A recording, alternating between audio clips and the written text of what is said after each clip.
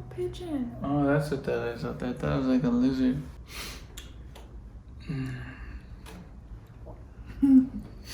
have a burger. Thank you. You're welcome. Welcome back to my channel. Today I have a special guest. This is my husband, Gerardo Salazar. I'm a little bit nervous because he makes me nervous. Okay. Anyways, okay, so I posted on Instagram if you guys wanted to see content with my husband and I, so relationship content or content that involved my daughter, so motherhood and all that stuff. And they both got almost an equal amount of votes, but this one got more, so I decided to do this video first. I'm going to answer a couple of questions for you guys that you guys went ahead and asked us on the gram. So let's just get right into it. How did you two meet? How did we meet? We met when we were little. I was 4 and he was 6 or 7, around there. Yeah, we went to the same church. Yeah, so we grew up in the same church. Our families kind of got close there at church, and then they would come over, we would go over. So it was a cute little, like a childhood love story type thing. yeah. Fun fact, Jordan and I dated when we were I was in high school and he had just graduated. Bruh. And we went on a couple dates and then I ended up ghosting him because I'm just dumb and I just didn't know how to. You're a millennial, and they just So do are that. you. Right, but barely. Am I? Yeah, millennials go up to like 30, almost 40, almost in your 40s, I think. Oh. Yeah. I'm 25 and he's 27, so. Well, you're a true millennial at that point. Okay, well, yeah. And then I ghosted him and then we started talking for years and then we just started kind of talking and dating again like almost 3 years ago. Mm-hmm. Yeah. Who kissed who first? I kissed you first when I was 17. You kissed me first, yes. Yeah, and then he kissed me first when we started dating again as adults. Mm-hmm. But the very first kiss, that was you. Take charge, you know? What the? Who's the nicest? To other people, I think I am.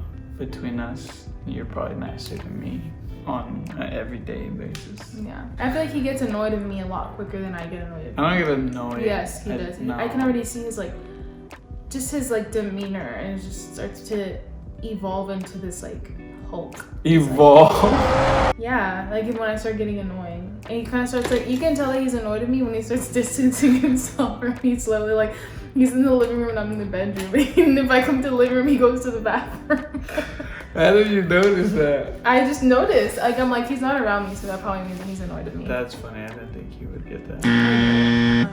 Women know everything. Let's see. How long did you guys date before you got married? Yeah. Like 8-9 months, I think. Well, cause 8. Actually, 10 months. Sorry, Wait, how many months? 10. So almost a year. Nice. Which we know is not traditional in our generation, but we knew what we wanted and we just wanted to get the ball rolling.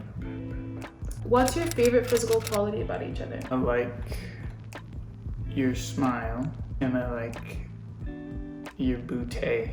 Okay, I like his eyebrows and I really love his lips. What was the hardest thing to adapt to? I think the hardest thing was the 2 different mindsets that we grew up with.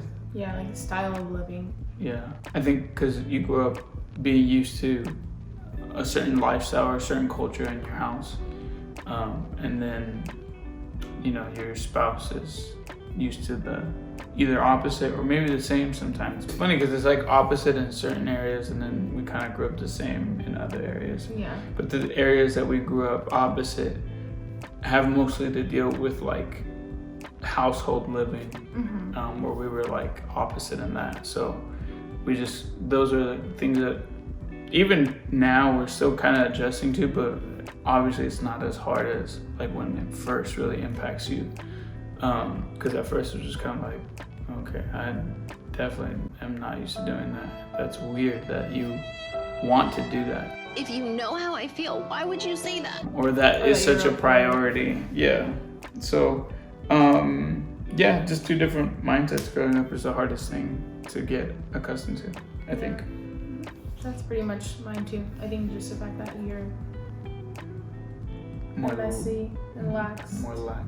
about certain things, and then I'm more anal and just, I wouldn't say I'm the cleanest person, but I would definitely say that I'm cleaner than he is. For me, it was hard to understand that, and for him, it was hard to understand my way of living and my thought process and all that. How do you guys keep your relationship so pure? I think if it's seemed as pure in any way, it's because of Jesus. We definitely mess up, but it's just Jesus and his love through us that kind of allows us to seem that way.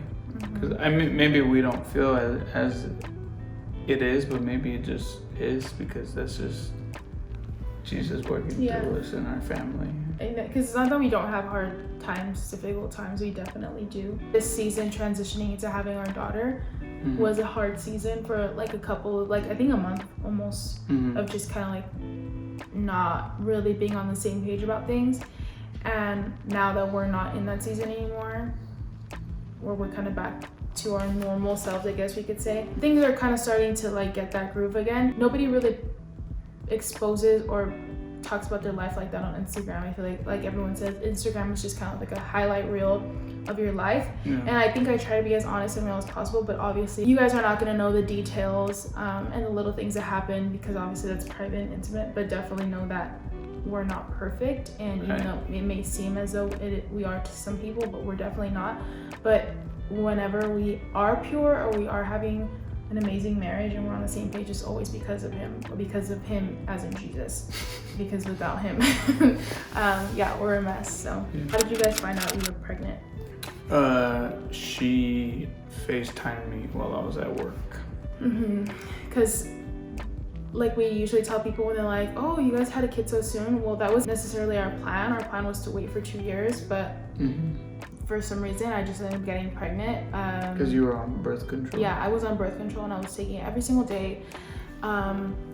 I feel like there was a day where I forgot to take it. I took 2 the next day, and I don't know if that's what kind of like messed up my whole birth control regimen, but we went to my OB. She was like, you're definitely really fertile, because I guess the birth control that she had given me was a great birth control. Anyways, we got pregnant like right after we got married. And I found out because I went to CVS. Obviously I took a pregnancy test, and I was like, what the heck? And then I called him. He was at work, and I was crying. And I was crying because I was scared and confused, and he was crying because he was happy.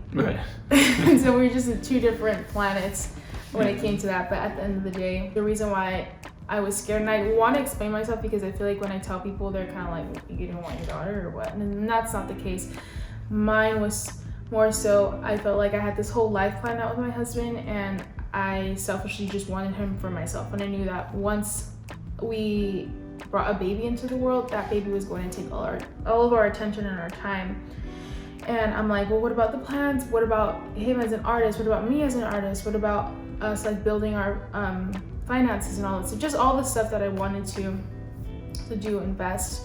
And there was a night during worship that my dad came up to me, and I was actually leading worship, and there was kind of like a spontaneous moment where it was really silent.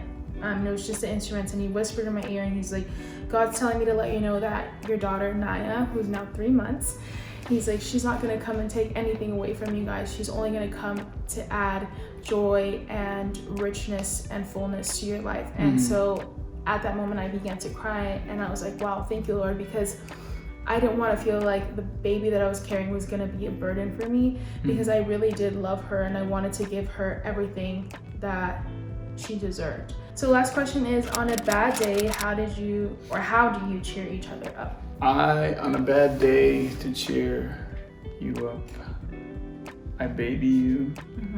I love to be babied by him. I baby you, and I act goofy, which is easy because I do it normally.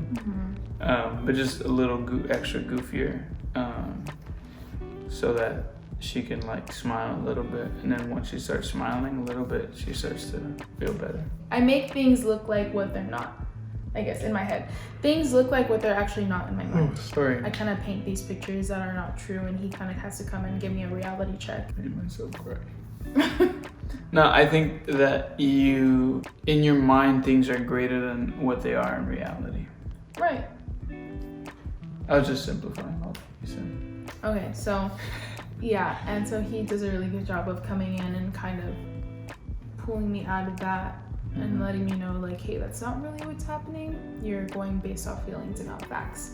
So, and then for him, when he's having a bad day, I definitely know that physical love and affection is something that brings him out of that rut that he's in, or whatever feeling, like that funk, I guess. Catering to him makes him feel better. So if I'm like, hey, do you want me to cook for you, or making a meal that he likes versus something that I like, so basically kind of attending to his needs and what he wants. What movie do you want to watch? What food do you want to eat? And then not asking anything of him in that moment, just allowing him to feel and not asking him to help me with anything, and just letting him sit with his feelings. Sorry. It's okay. You keep yawning. It's that afternoon, late It's afternoon. not that you're boring. It's just... It's fine. That's fine. On that note, we're going to end the video here. Thank you guys for watching. And if you guys want to see any more content with my amazing husband, let us know. We love you, and we hope you have a blessed day. Bye.